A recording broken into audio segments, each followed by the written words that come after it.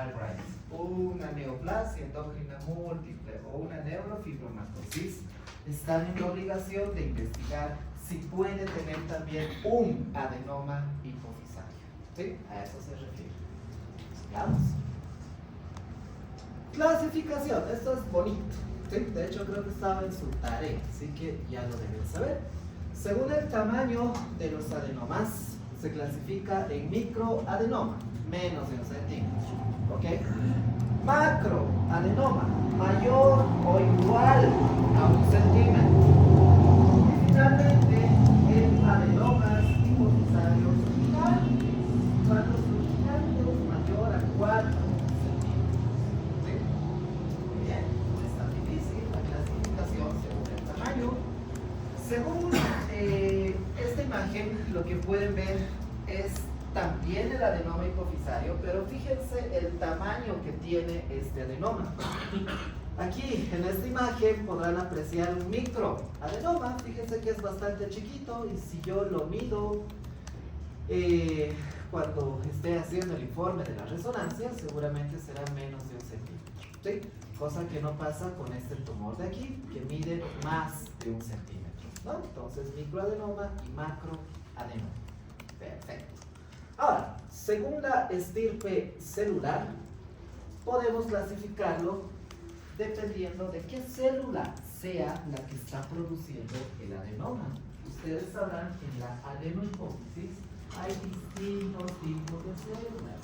Hay células que producen hormona del crecimiento, células que producen ACTH, etc. ¿Sí? A eso se refiere. Entonces, de acuerdo a la estirpe celular, podemos clasificarlo en adenomas somatotropos. ¿Sí? Somatotropos. Estas son las células que producen hormona del crecimiento. ¿Sí? Las células somatotropas producen hormona del crecimiento. ¿Qué enfermedades da el exceso de hormona del crecimiento? Pues ahí está, ¿no? La acromegalia y el gigantismo. ¿Sí? Acromegalia y gigantismo. Acromegalia, por supuesto, es cuando ya la persona es mayor, ¿no? Cuando ya ha cerrado sus cartílagos epifisarios. Y gigantismo es el exceso de hormona del crecimiento en niños que aún están en etapa de crecimiento. ¿Sí? Muy bien, seguimos. Adenomas lactotropos. Adenomas lactotropos. Estos adenomas, adivinen qué producen. Prolactina. ¿Sí? Producen prolactina. Por lo tanto, puede haber una hiperprolactinemia y además un hipogonadismo secundario. Recuerden que el exceso de prolactina da hipogonadismo, no se olviden. Seguimos. Adenomas tirotropos. Adenomas tirotropos. Estos adenomas generalmente son no funcionantes. ¿Sí? Generalmente son no funcionantes. Pero en algunos casos pueden provocar hipertiroidismo secundario. ¿Sí? Por exceso de TSH, obviamente. Repito, los tirotropos generalmente son no funcionantes, pero en algunas ocasiones pueden ser o pueden provocar hipertiroidismo secundario. Seguimos. Adenomas corticótropos. ¿Qué hormona produce? ACTH. ¿Sí? Entonces, cuando hay un adenoma corticótropo, ¿qué enfermedad produce? Pues produciría un síndrome de Cushing, específicamente una enfermedad de Cushing. ¿Sí? Enfermedad de Cushing. Muy bien. Pero estos adenomas corticótropos también pueden ser silentes. Es decir, hay algunos adenomas que no producen ACTH. ¿Ok? Eso se refiere. Sigamos. Adenomas gonadótropos. Estos adenomas gonadótropos, queridos jóvenes, contrariamente a lo que uno pensaría por lógica, no producen el exceso LH ni FSH. Jamás van a ver un adenoma hipofisario que produzca el exceso LH ni FSH. ¿Okay? En cambio, estos adenomas son clínicamente silentes, no dan exceso de ninguna hormona. ¿Sí? Los adenomas gonadotropos. ¿Okay? Bueno, seguimos. 6.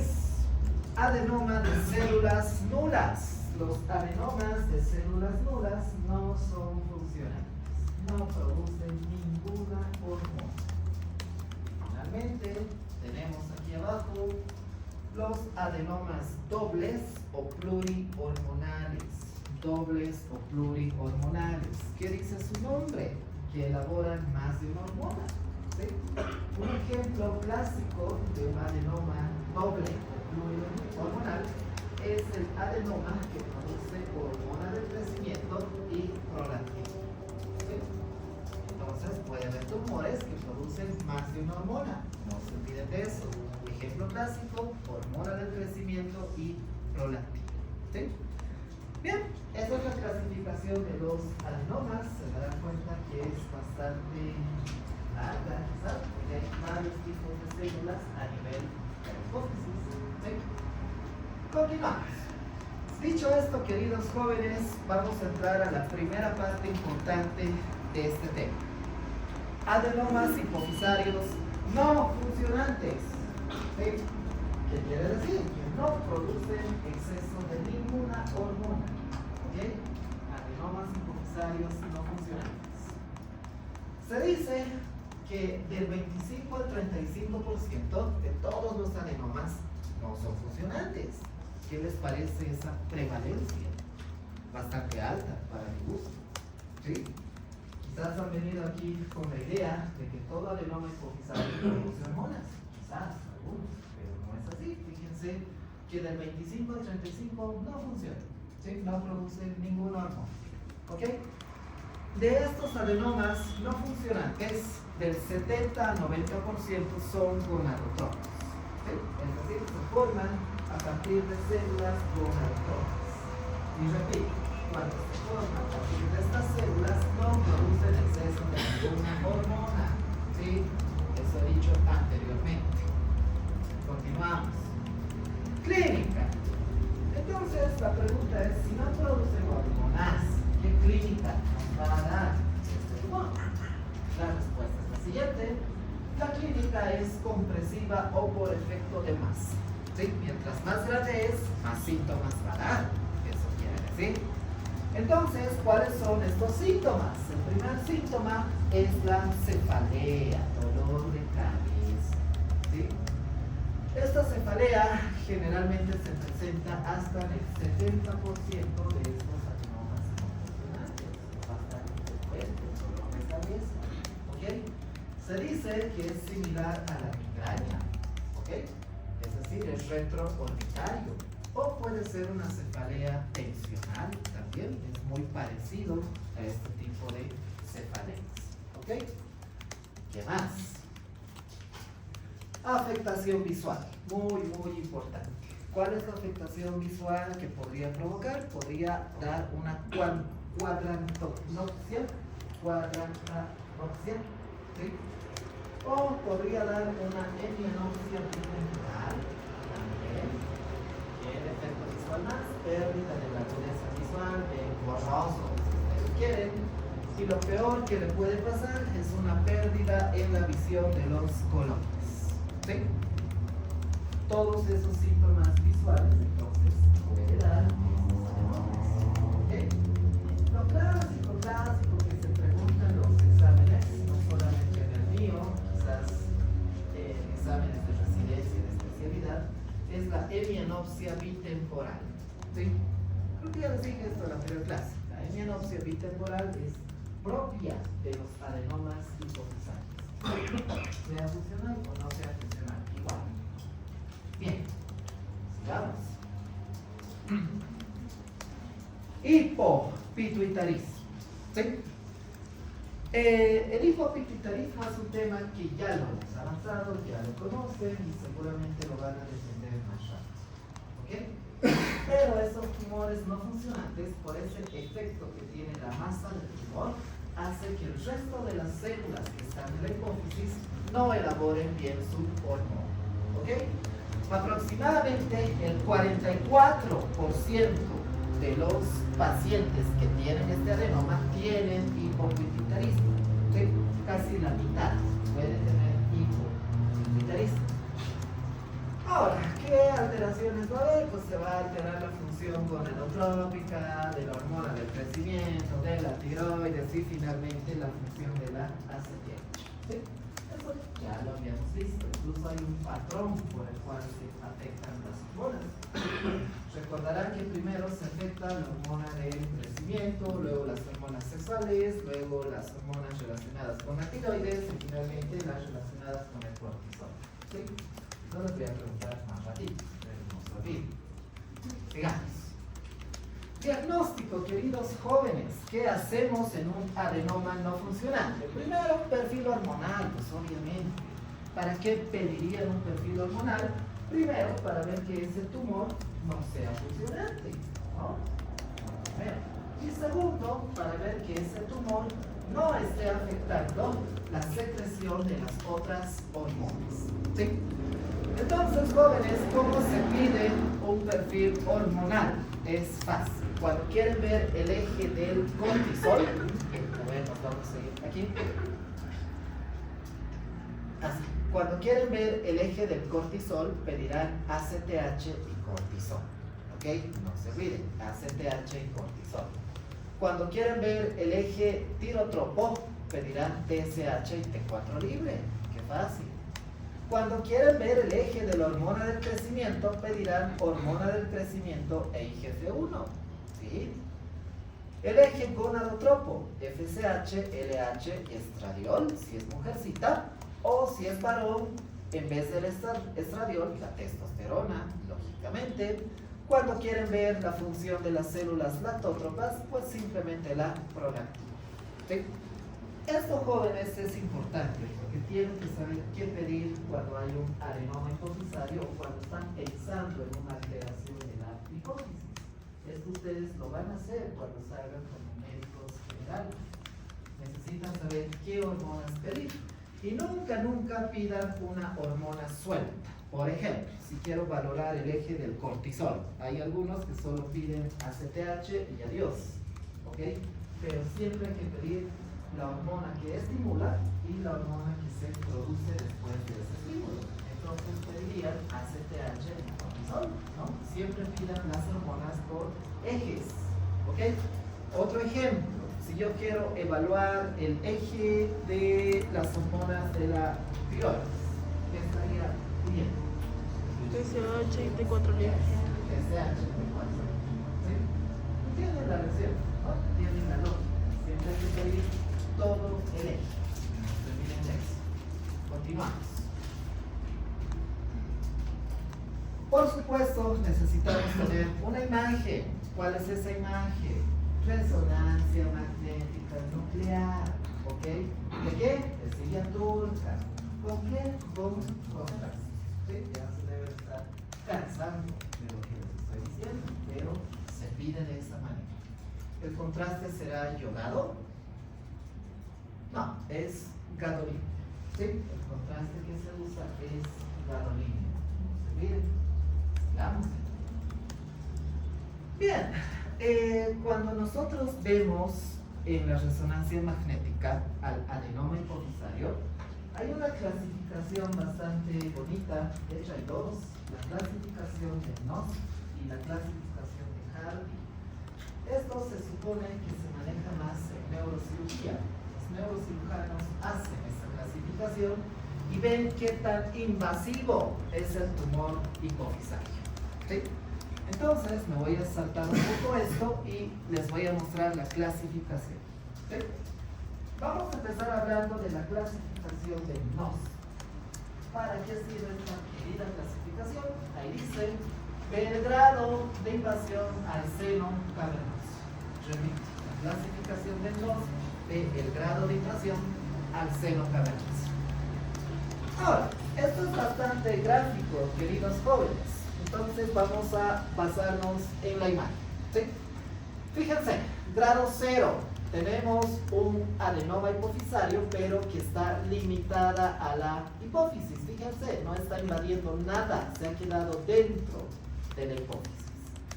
Grado 1. Este adenoma hipofisario llega hasta la mitad de una línea trazada entre la arteria carótida interna. ¿Sí? Fíjense, aquí está el adenoma y hasta dónde está llegando, hacia los costados, hasta la mitad de la arteria carótida. ¿Sí? Fíjense el grado 2, el mismo adenoma, pero esta vez avanza un poco más. Y se dice que este adenoma llega hasta la pared lateral de la arteria carótida. Fíjense, ahí está. Grado 3. El grado 3 es lo siguiente. Este adenoma pasa la línea lateral trazada a nivel de la arteria carótida. Fíjense, aquí está de verde, está sobrepasando, ¿no? Se dice que es grado 3A cuando pasa entre las dos ramas de la arteria carótida, interna, obviamente. Y es 3B cuando pasa por debajo de la arteria carótida interna, ¿sí? Finalmente, es grado 4 cuando este adenoma llega hasta el seno cavernoso. ¿Sí? Repito, grado 4 llega hasta el seno cavernoso. Por lo tanto, es muy probable que un grado 4 ya me afecte los nervios que están pasando por aquí, ¿no? No se olviden, el tercer par craneal, el cuarto par craneal y el sexto par craneal, ¿no? Ahora, yo les he mostrado solamente la imagen verde, pero si lo comparan con la resonancia es más bonito todavía. Por ejemplo, fíjense el grado 3A, fíjense cómo el tumor está pasando en medio de las dos arterias, en el 3B está pasando por debajo y en el grado 4 está pasando, llegando hasta el seno cavernoso. ¿Sí? Bien, esa es la clasificación de NOS. ¿Para qué sirve? ¿Qué ve? Ve el grado de invasión al seno cavernoso. ¿Y por qué es importante saber si va el seno cavernoso? Pregunta, ¿qué hay pues en el seno cavernoso? Nervios, venas y arterias, pero principalmente los nervios. ¿Qué nervios? Tercer, cuarto, sexto par. ¿Sí? Bien, esta es la clasificación más usada, la clasificación de NOS. Muy bien, vamos a otra clasificación, la clasificación de Hardy. ¿Qué ven? Esta clasificación de Hardy clasifica los adenomas según el grado de invasión tumoral. ¿Ok? Según el grado de invasión tumoral, ya no tiene nada que ver con los senos cavernosos. ¿Sí? Vamos a decir que es un grado 1 cuando el tumor está limitado a la hipófisis. Generalmente son microadenomas. ¿Sí? Grado 1, microadenomas, están dentro de la hipófisis. Grado 2 son macroadenomas, pero también están limitados a la hipófisis, siguen dentro de la hipófisis. Macroadenomas, grado 2. Grado 3, aquí ya es un poquito más complicado. ¿Qué notan en la imagen de ese en el grado 3? Que ya está invadiendo a la estructura ósea, ¿no? Entonces, en el grado 3 se produce una erosión de la silla turca. Repito, erosión de la silla turca. Y finalmente, en el grado 4, si ustedes ven en la imagen, no solamente hay una erosión, sino que hay una invasión de la silla turca. ¿Ok? E incluso puede llegar hasta el seno esfenoidal. ¿Sí? Puede invadir tanto que llega hasta el seno esfenoidal. Perfecto, esa es la clasificación de Hardy. Sin embargo, repito, si quieren quedarse con una clasificación, quédense con la de NOS. ¿Sí? No se olviden. Perfecto. ¿Ustedes avanzan en neurocirugía? ¿En neurología hablan algo de neurocirugía?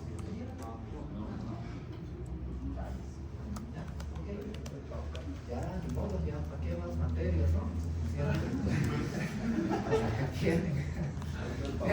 Ya vamos a acabar este pequeño tema. Diagnóstico diferencial. Cuando hay un adenoma no funcionante, hay que hacer diagnósticos diferenciales. No todo lo que ven como un tumor en la resonancia es necesariamente un adenoma no funcionante. ¿Cuáles son entonces los diagnósticos diferenciales? una hiperplasia hipofisaria. Hiperplasia hipofisaria, ¿qué quiere decir? Es un crecimiento de la hipófisis, generalmente es fisiológico, ¿ok? ¿Y en quiénes pueden ver esto? En la pubertad, ¿sí? En la pubertad es normal que la hipófisis crezca un poco de tamaño. ¿En quiénes más es normal? En el embarazo y en el postparto, ¿ok? Sabrán ustedes que en el embarazo la hipófisis crece de tamaño, ¿ok? Generalmente hasta 12 milímetros. Repito, 12 milímetros. ¿Sí? Seguimos. Otro diagnóstico diferencial, el meningioma. El meningioma. El meningioma es más frecuente en mujeres, como la mayoría de las enfermedades. ¿Sí? Se presenta a una edad de 65 años, mayores generalmente. ¿Ok? Y cuando se lo ve en la resonancia magnética, generalmente hay una mayor captación del contraste a nivel de la pura madre. ¿Sí? Es decir, realza más en la periferia, eso quiere decir. ¿Sí? Realza más en la periferia del tumor. ¿Qué otros diagnósticos? Este es el que me gusta. Cráneo-faringioma. El cráneo-faringioma también es muy importante. De hecho, esta imagen muestra un cráneo-faringioma. Y fíjense qué tan interesante es este cráneo-faringioma. Aquí está el tumor, ¿verdad? Ahora se darán cuenta que en la parte periférica está como calcificado, ¿no? Y en la parte central hay como un líquido que sería quiste, ¿no? Entonces el cráneo-faringioma tiene este típico aspecto, sólido quístico. Ahí dice sólido quístico. ¿Cómo se ve sólido quístico? Así, de esta manera, ¿ok? Estos cráneo-faringiomas se pueden presentar en la infancia, generalmente, ¿sí? La mitad de los cráneo-faringiomas son en la infancia. Y pueden generar hipopituitarismo, pero también diabetes insípida, ¿ok? Algo que voy a dejar en claro aquí. Una causa muy frecuente de diabetes insípida es el cráneo-faringioma. ¿Sí? No se olviden de esto. Sigamos. Otro diagnóstico diferencial es el quiste de la bolsa de Rathke. Recordarán ustedes que la hipófisis se forma a partir de ¿qué? De la bolsa de Rathke. A veces quedan restos de la bolsa de Rathke y cuando quedan restos puede formar un quiste y eso se llama quiste de la bolsa de Rathke. Este quistecito puede ser congénito, ¿sí? Y puede tener una ubicación celar, es decir, dentro de la hipófisis o supracelar, que llegue hasta el quiasma óptico. Eso quiere decir supracelar. Seguimos. Tratamiento. A ver, ¿qué hacemos con los adenomas no funcionantes? ¿Qué creen? Sacarlos, ¿no? Entonces el tratamiento es netamente quirúrgico, no es tan difícil. Ahora, ¿en qué situaciones hay que operar sí o sí un adenoma no funcionante? Cuando son sintomáticos, obviamente, ¿ok? Es decir, cuando causan defectos visuales, disfunción endocrina o una cefalea refractaria a todos los tratamientos, ahí se opera el adenoma no funcionante. Cuando el adenoma no funcionante es asintomático, también se puede operar. ¿Sí? Cuando no da síntomas, se opera. Siempre y cuando sea de un crecimiento progresivo, tenga una cercanía al nervio óptico, ¿ok? Cuando esté casi por afectar al nervio óptico, a eso se refiere, o cuando esté cerca al quiasma óptico. Perfecto. Y también se opera cuando hay una apoplejía hipofisaria, por supuesto. La apoplejía es una emergencia endocrinológica, como habíamos hablado una vez, ¿no? Cursaba con cefalea brusca y también cursaba con hipopituitarismo, si ustedes recuerdan. ¿Ok? Entonces, si yo, por ejemplo, les digo, una mujer, no sé, de 40 años tiene un adenoma hipofisario no funcionante que mide 5 milímetros, ¿sí? 5 milímetros, es microadenoma, no funciona. No está causando síntomas a nivel visual, no hay hipopituitarismo, no hay nada, pero tiene un adenoma. Ustedes ya saben que tiene un adenoma, pero no es funcionante. ¿Lo operan? Tiene crecimiento. No tiene crecimiento progresivo, buena pregunta. ¿Lo operan? No. ¿Okay? Pero hay que vigilar, ¿no? Quizás pedir una resonancia cada año para ver si va creciendo, ¿ok? Pero ese adenoma no se opera. ¿Qué adenomas se operan? Todos los que les he dicho, ¿sí? Independientemente del tamaño, por si acaso. Si bien yo les he puesto el ejemplo de un microadenoma, hay otros microadenomas que sí causan ya síntomas. Entonces, eso sí se opera. ¿Sí? Seguimos. ¿Cuál es la técnica que se usa para operar un adenoma hipofisario? La vía transesfenoidal puede ser microscópica o endoscópica. Eso ya es más de neurocirugía, el escopio y la técnica adecuada. ¿Sí? Puede ser microscópica o endoscópica. Ahí tenemos una imagen de cómo es que opera el neurocirujano, que es bastante fácil. En realidad introduce un tubo por las fosas nasales. A ver, los guiaremos en este gráfico. Bien, fíjense, entonces aquí está el neurocirujano, está metiendo sus aparatos, seguramente este es un endoscopio, entra por las fosas nasales, fíjense en qué dirección está entrando por las fosas nasales, posteriormente destruye lo que es el esfenoides, ¿sí? Y de esta manera llega hasta la hipófisis, ¿no? Y obviamente solo va a sacar la parte del tumor. Fíjense en esta imagen de aquí, aquí está la hipófisis, está normal, no pasa nada, pero solamente está sacando la parte del tumor. Aquí está el tumor gráficamente representado, ¿no?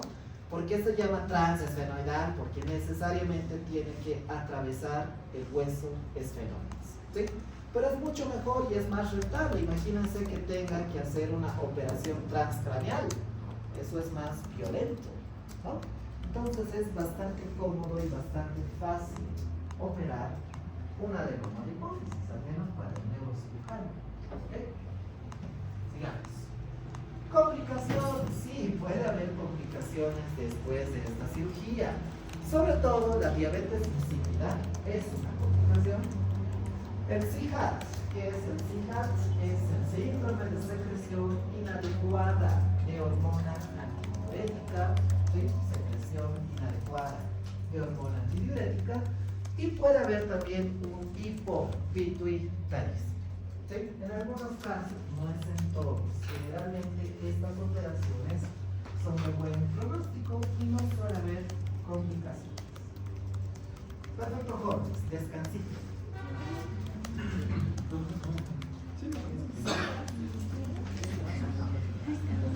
Voy a tomar agua de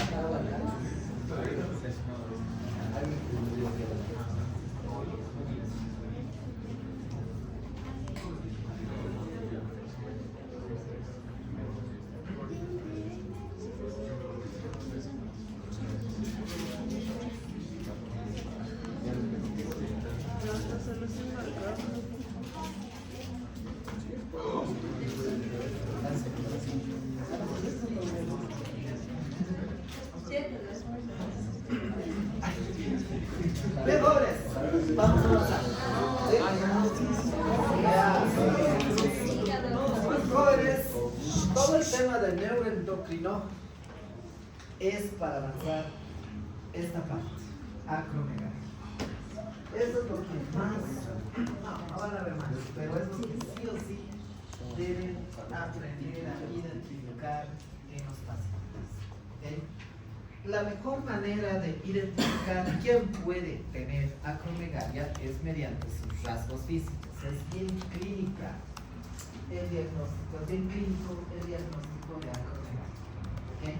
Y por eso les he puesto esta comparación de imágenes, donde se ve una señora bastante joven, ha pasado 7 años, fíjense cómo ha cambiado su rostro, han pasado otros años, 2 años más, y fíjense su rasgo facial. ¿Quién les llama la atención?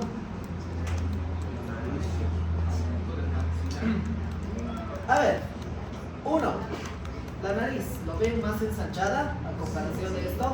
Sí. 2, el maxilar inferior, prognatismo. ¿Sí? Fíjense cómo el maxilar inferior se ha ido hacia adelante. Seguramente si yo le hago abrir su boca, voy a ver macroglosia. Y seguramente también si le vuelvo a hacer sonreír, como en esta foto de aquí, sus dientes van a ser separados. ¿Okay? Diastema se llama eso. ¿Bien?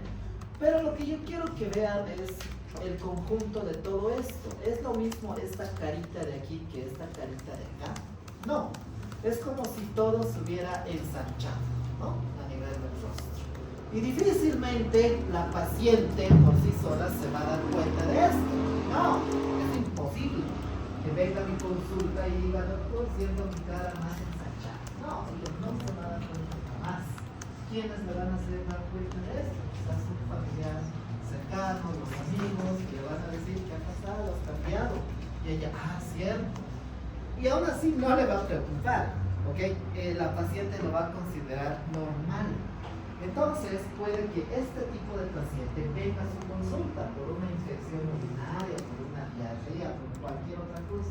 Pero si ustedes ven que tiene esa característica facial, piensen en acromegalia, ¿ok? De ahí obviamente irá buscando otros síntomas, otros signos. Por ejemplo, un dolor de cabeza, las alteraciones visuales, alteraciones en las articulaciones, dolor en las articulaciones, no sé, diabetes, hipertensión arterial. Entonces hay muchas cosas que pueden acompañar a la acromegalia, pero todo comienza por ustedes, por su buen ojo clínico que puedan tener. ¿Okay?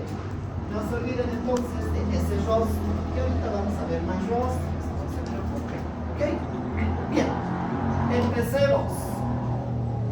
Epidemiología de la acromegalia. Prevalencia del 2.8 al 13.7 pacientes por cada 100.000 personas pueden tener acromegalia. ¿Qué les parece ese número? A mí me parece bajo, ¿ok? Por eso la acromegalia es una enfermedad rara, es infrecuente, ¿ok? No da a muchas personas la acromegalia. La incidencia es hasta un caso anual por cada 100.000 personas. También no es mucho, si se dan cuenta la incidencia. Y adivinen qué, esta vez ambos sexos comparten la frecuencia. No es solo en mujeres, también da en hombres y da por igual. ¿Ok? Edad promedio, 40, 50 años, ¿sí? Esa es la edad más frecuente. Retraso diagnóstico, 4, 5 años. ¿Qué quiere decir retraso diagnóstico? ¿Tienen alguna idea? ¿Qué se refiere con retraso diagnóstico? ¿El paciente tarde de consulta? Generalmente tardamos en detectar que alguien tiene acromegalia. ¿Y por qué creen que tardamos? Porque los médicos de atención primaria seguramente no han tenido un buen docente de endocrinología que les ha dicho que se fijen esas expresiones faciales, ¿ok? Ahí va el retraso diagnóstico. 1. Y 2, porque el paciente no acude al médico, no. Podría ser, ¿ok? No todo es su culpa ni mi culpa. Pero es importante importante. Fíjense cuántos años se tarda en diagnosticar la acromegalia. Hasta 5 años, cuando ya están todos complicados, cuando ya tienen diabetes, cuando ya son hipertensos, cuando sus articulaciones ya son dolorosas. ¿Sí? Es mucho el retraso diagnóstico. ¿Bien? Dos imágenes bastante interesantes. Ahí abajo, en la parte izquierda, tenemos un luchador que era famoso en mis épocas. No sé si alguien lo ha llegado a conocer. Es el Tatake Quisperitz. Es aquí de Bolivia, para los que no saben. ¿Okay? El Tatake Quisperitz. Este hombre pues, era gigante. Fíjense todas con textura. Y fíjense su carita. ¿Sí? ¿Les parece a la señora en la anterior imagen? Parecerá esta carita de aquí, del 2006. O nada. Sean sinceros. Nada. Y este hombre de aquí, este es André el Gigante. ¿Sí? André el Gigante junto a sus colaboradores. ¿Ya? Este es normal, pero fíjense, André el Gigante. ¿Sí? ¿Qué les parece su rostro? Si yo le veo a este señor y le veo a este señor luchador, parecían hermanos. ¿Sí o no? Sí. ¿No? Entonces, esto es curioso, porque se dice que todos los pacientes con acromegalia parecen hermanos, porque su expresión en el rostro es muy similar, ya sean hombres o ya sean mujeres. ¿Sí? Seguimos. Causas. No les voy a complicar mucho con esta diapositiva. ¿Ya? Iremos a lo siguiente. Entre las causas de acromegalia podemos hablar de un exceso de hormona del crecimiento. ¿Sí? Exceso de hormona del crecimiento a nivel de la hipófisis. ¿Sí? Exceso de hormona del crecimiento a nivel de la hipófisis. ¿Sí? ¿Quién es el responsable de este exceso generalmente? El adenoma somatotrópico. ¿Sí? El 95% de las acromegalias, queridos jóvenes, es causada por un adenoma somatotrópico. ¿Sí? Hay que pensar en un tumor hipofisario. ¿Sí? Eso es lo que quiero decir. Otra causa, exceso de hormona del crecimiento, pero extra hipofisario, donde la hipófisis ya nada tiene que ver aquí. Hay otro tumor que está fuera de la hipófisis y produce hormona del crecimiento. ¿Quién podría ser este tumor? Un tumor pancreático. ¿Sí? Un tumor pancreático podría producir exceso de hormona del crecimiento. ¿Sí? ¿Raro? Sí, rarísimo. Y más raro aún, la acromegalia podría darse por un exceso de GHRH. ¿Sí? La GHRH, recuerden que se produce en el hipotálamo, ¿no? Entonces, podríamos hablar de un tumor hipotalámico como causa. Un carcinoma microcítico del pulmón también podría ser otra causa de exceso de GH y RH. Pero jóvenes, quédense en la memoria con que la acromegalia es frecuentemente causada por un adenoma de hipófisis, ¿sí? Un adenoma somatotrópico. El resto de causas quizás ya lo investigará el especialista, ¿no? Eso ya es más de nuestro campo. Bueno, ese es el resumen de esta diapositiva. Seguiremos. Clínica. Recuerden que en la anterior clase les he preguntado 10 manifestaciones clínicas de la acromegalia y ahora les voy a hablar sobre el resto. Vamos a llegar hasta 30, más o menos. ¿Sí? Muy bien. Manifestaciones clínicas. Efectos somáticos. Hablaremos de eso. A nivel de las extremidades, ¿qué va a pasar en las extremidades? Engrosamiento de tejidos blandos, principalmente en las manos y en los pies. ¿Y cómo se pueden dar cuenta del engrosamiento de las manos? ¿Alguien tiene una idea? En las mujeres, en los anillos. Exacto. El anillo ya no le entra. ¿Sí? ¿Y en los pies? Por el aumento de talla en los calzados, ¿no? Entonces siempre hay que preguntar esto sobre los anillos y sobre los calzados. Perfecto. Más. En la piel, ¿qué alteraciones hay en la piel? Hiperhidrosis. Estos pacientes sudan muchísimo. Sudan en la mañana, sudan en la tarde, sudan en la noche. Yo sé que muchos aquí en la clase tal vez tienen problemas de hiperhidrosis, tal vez, ¿ok? Pero la hiperhidrosis, la causa más frecuente de hiperhidrosis generalmente es el exceso de tejido adiposo, sobrepeso, obesidad, generalmente. ¿Okay? Si alguien está pasando por esta situación, podría ser eso, no tiene acromegalia. ¿Okay? ¿Sí? Hiperhidrosis. ¿Qué más encontrarán en la piel? Acrocordones, ¿sí? Datos de resistencia a la insulina, ¿sí? Acrocordones. ¿Conocen los acrocordones? Sí, ¿verdad? Sí. Yo sé que conocen. A nivel del colon, ¿qué alteraciones hay en el colon? Pólipos colónicos, dólico, megacolon y divertículos a nivel del colon. Obviamente esto no se puede ver físicamente, ¿no? Tendrían que hacerse un estudio, una colonoscopía, por ejemplo, para encontrar esto. Pero si un gastroenterólogo le hace una colonoscopía, no sé, a cualquier paciente por una diarrea crónica, pónganse el ejemplo, y encuentra pólipos o divertículos, estaría en la obligación de descartar una acromegalia, si es que encuentra otros datos clínicos, obviamente. ¿Sí? Seguimos. A nivel músculo esquelético, aquí sí que la clínica es bastante fluida. ¿Sí? Gigantismo. ¿En quiénes se produce el gigantismo? Principalmente niños, adolescentes, ¿no? Donde el cartílago de crecimiento no está cerrado. Prognatismo. ¿Qué es el prognatismo? Es cuando el maxilar inferior, la mandíbula, hace una protrusión hacia adelante, ¿no? Prognatismo. ¿Qué más? Maloclusión maxilar, ¿sí? Los dientes no tienen una correcta alineación. Diastema es lo mismo. Artralgias y artritis. Este es un dato muy interesante. ¿Por qué creen que les duela las articulaciones a estos pacientes con acromegalia? Ya quizás a nivel de las rodillas podría ser, pero no es la respuesta. A nivel de las manos, por ejemplo, ¿por qué les dolerá las articulaciones? Porque la parte de los huesos crecen también a nivel de las articulaciones y crecen tanto que van chocando entre los dos huesos, ¿sí? Es como una osteoartritis, si ustedes quieren, ¿sí? Por eso les duelen las articulaciones, por el crecimiento de estos huesos a este nivel, ¿sí? A nivel articular. Parestesias, sí, tienen parestesias, calambres, como ustedes quieran. Síndrome del túnel carpiano también es muy frecuente en este tipo de pacientes.